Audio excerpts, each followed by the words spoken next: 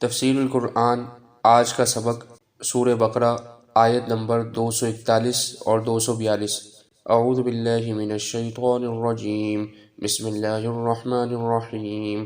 وَلِلْمُطَلَّقَاتِ مَتَاعٌ بِالْمَعْرُوفِ حَقًّا عَلَى الْمُتَّقِينَ كَذَلِكَ يُبَيِّنُ اللَّهُ لَكُمْ آيَاتِهِ لَعَلَّكُمْ تَعْقِلُونَ۔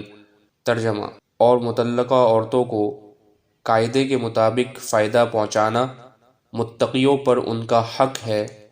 اللہ تعالیٰ اپنے احکام اسی طرح وضاحت سے تمہارے سامنے بیان کرتا ہے تاکہ تم سمجھداری سے کام لو۔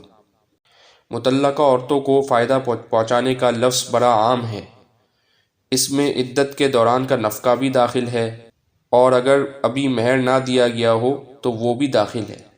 نیز اوپر آیت نمبر 236 میں جس تحفے کا ذکر ہے وہ بھی اس میں شامل ہے۔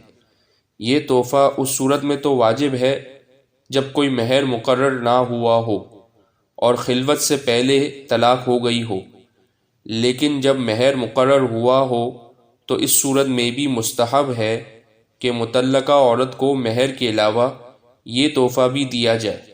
ان تمام احکام سے یہ بات واضح ہو رہی ہے کہ اول تو طلاق کوئی پسندیدہ چیز نہیں ہے اور اس کا اقدام اسی وقت کرنا چاہیے جب کوئی اور صورت باقی نہ رہی ہو۔